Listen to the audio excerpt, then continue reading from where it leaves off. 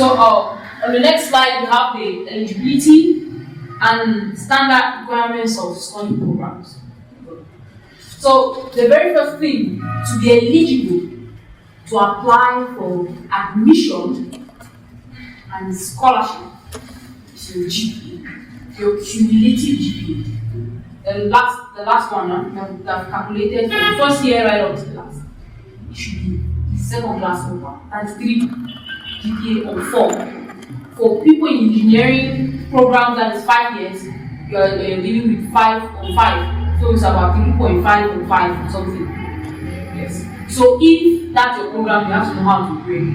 So it must be, you must have the second class program and above. First class, brilliant. You have first class, it's really good to go down. Because most schools prefer to form first class students. It shows that you're intelligent, you can cope within their own environment and all that. So I usually have the question about this GPA. Some people might fall slightly below 2.9, 2.8, and that's slightly below the second class. There are few scholarships that will take you in terms of the other things like which is working experience, which will add up to it. But then there are some scholarships that we qualify them as leadership scholarships, like the Chevy. I know people who have gotten the Chevy on 2. Like that's average. 2, you've gotten the Chevy scholarship. Because the scholarship is not really looking at your grade points, they're looking at the working experience, the leadership experience, what have you done for your people. I mean, have you made is there an innovation that you worked on it? I mean, whose lives have you impacted? Your whole work. So that's what the schedule is really looking at. And then they will come later. But then, for those who are slightly below in a program that is very competitive, for example, let's say you are applying to Berkeley in the US. Berkeley is a school for those who public health. Start targeting Berkeley is public health program. We really have one scholar there, Dr. Dien. Dr. Dien is Berkeley, Master's Public Health. So you just wrote that down. Though it's on our 3rd day that we're going to give you guys scholarships according to our program today, we start with this. Yes. So let's say you're applying to Berkeley, and there's usually a section in most American schools for you to explain why your GPA is slightly low. And they always give you like 100 words to tell them what the issue is. Some people are sick, so they understand that maybe at the last year in school you were not well, and that's why you did not perform at your best. But I'm not saying that you should go and underperform, especially for those who are still in school. Because if you're here for this session, you're still in school. I mean, you have all the time to study, and they have the first class. If you don't want to stretch, get your second class. You're still fine. You're covered.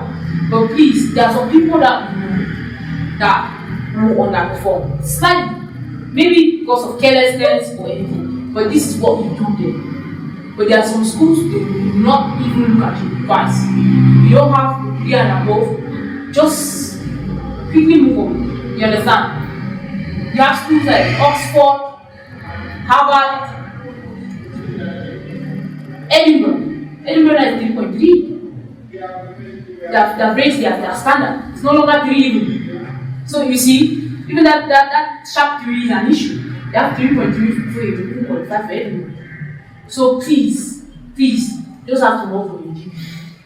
For those ones. Now we'll move on to the test of English proficiency. So usually at the graduate level, there are 2 recommended tests. Because there's British Council Nigeria, do you understand? And Ghana. So you don't want to go register in the wrong, you get it, the wrong institution. Please, British Council Cameroon. So when you search and you get to decide, this is where they take it. From here you're going to have, do you just want to learn English? Do you want to take an exam? You study in the UK arts and all of that. So you come down and then you check. As you can see, the test presently is 187,000. So it's an expensive test. It's not going to your father's pocket in your way, it's going to the UK. You understand? So that's part of their ways to make money. So it's an expensive test, but I promise you it's highly recommended. Everybody takes their house. Every school who needs English education will accept your house. That's one thing that it trumps all other tests. You understand? So it was 170 2 years ago. It's now 187. I promise you, next year will be 200. Maybe except we start doing the riots and then see how we can get it down. But it's increasing. And then for here, as you can see, they say book, schedule, and all of that. So on this side, they show you the available dates for you to take that test. So please, the house test is not cheap. When you take just 1 year, you're going to doubt if you actually know English. If you have been speaking English in this country or pidgin. It is not cheap. So, for example, you cannot come today and just say you take the test for 23rd of March. There is no work that way. How long do you have to study for it? So you have to calculate. Now, depending on how you can easily comprehend some people are faster.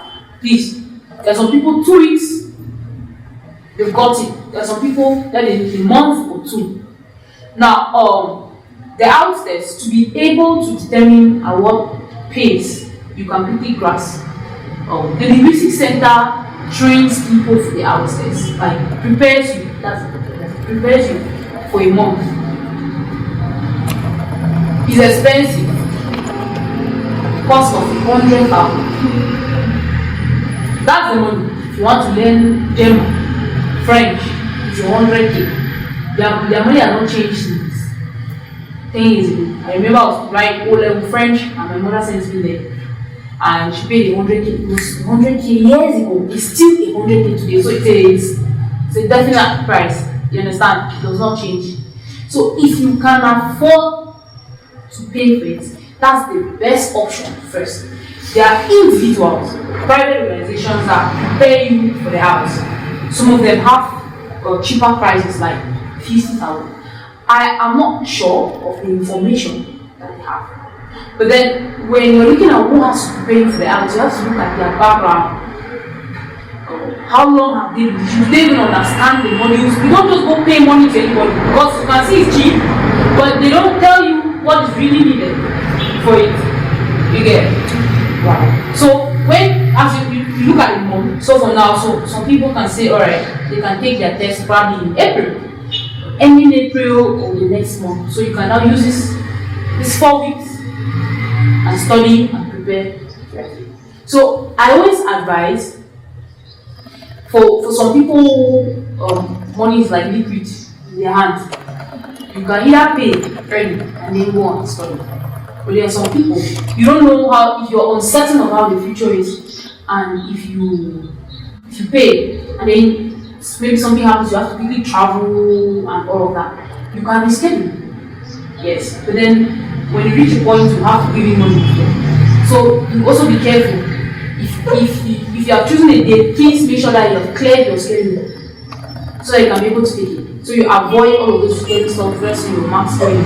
So for the house test, there are two versions: on paper and on computer, digital, manual. So you have to decide which one you're good in. If you have a very bad handwriting, I think you should go for the digital. If you type very slow, you're in trouble. You get it. So there are 4 sections for the house. You have the speaking, listening, the reading, and the writing section for the house test.